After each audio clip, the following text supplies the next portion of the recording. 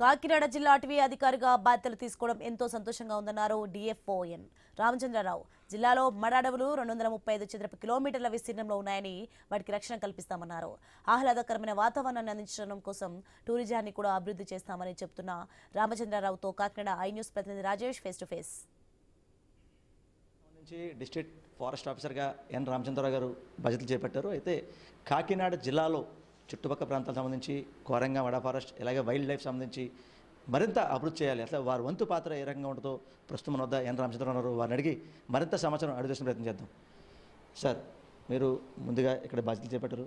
అయితే కాకినాడకు సంబంధించి ఈ చుట్టుపక్కల ప్రాంతాలు అంటే ఒక పక్క కోరంగా వడ ఫారెస్ట్ సుమారు 655 కిలోమీటర్ల మేర ఈ మొత్తం కోరంగా వడ ఫారెస్ట్ ఉంటుంది.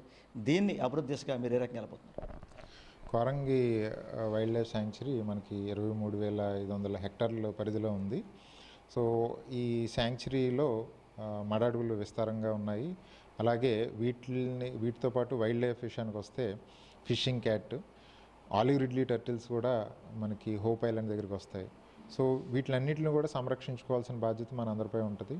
దీంతోపాటు ఎకో టూరిజంను కూడా మనం ప్రమోట్ చేయాలి. సో ఎకో టూరిజం ద్వారా కూడా మనం wild life conservation, forest protection చేయొచ్చు. సో వీటిని ప్రయారిటీగా తీసుకుని మేము ముందుకు వెళ్ళాలనుకుంటున్నాం. ముఖ్యంగా మడ అడవుల్ని రెస్టోర్ చేయటం, ఎక్కడైతే ఫారెస్ట్లో ఉన్నటువంటి మడ అడవులు వాటిని ఇంకా ఎక్కడైనా గ్యాప్స్ ఉంటే వాటిని కూడా మడ అడవుల కింద చేయటం, అలాగే అవుట్ సైడ్ ఫారెస్ట్ ఏరియాస్లో ఉన్నటువంటి మడ అడవుల్ని వాటి లీగల్ స్టేటస్ ఏంటి, వాటిని ఏ విధంగా సంరక్షించుకోవాలని అటువైపు కూడా మేము అడుగులు వేయబోతున్నాం. ఆలివ్ రిడ్లీ టర్టిల్స్ విషయానికి వస్తే డిసెంబర్లో olive Ridley turtles nesting start అవుతుంది. సో ఇప్పుడు ప్రిపరేటరీ యాక్టివిటీస్ జరుగుతున్నాయి.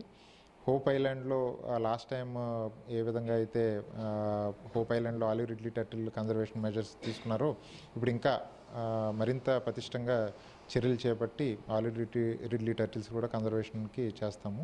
కోరింగాలో ముఖ్యంగా ఈ పక్షి సంపద కూడా మనకి ముమ్మరంగా ఉంది.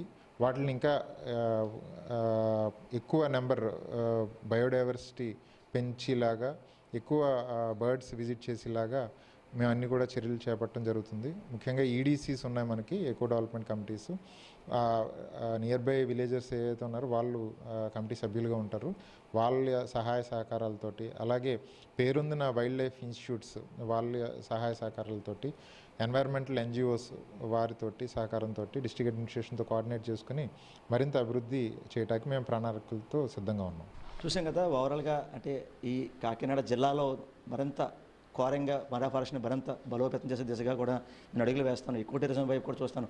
పక్షి సంపద కూడా పెంచే విధంగా కోసం అంటే ఓ పక్క అంటే నాపై నమ్మకం ఉంచి నాకు ఈ బాధ్యతలు చేపట్టినందుకు ఏవైతే ఈ వైల్డ్ లైఫ్ సంబంధించి కూడా నా వంతు ప్రయత్నంగా నేను మరింత బలోపేతం చేసే దిశగా అయితే అడుగులు వేస్తానని చెప్పి ఎవరైతే డిఎఫ్ఓ చెప్పే పరిస్థితి. ఇదే కూడా తాజా పరిస్థితి. కెమెరా పర్సన్ సతీష్తో రాజేష్, ఐ న్యూస్, కాకినాడ జిల్లా, కాకినాడ నుంచి.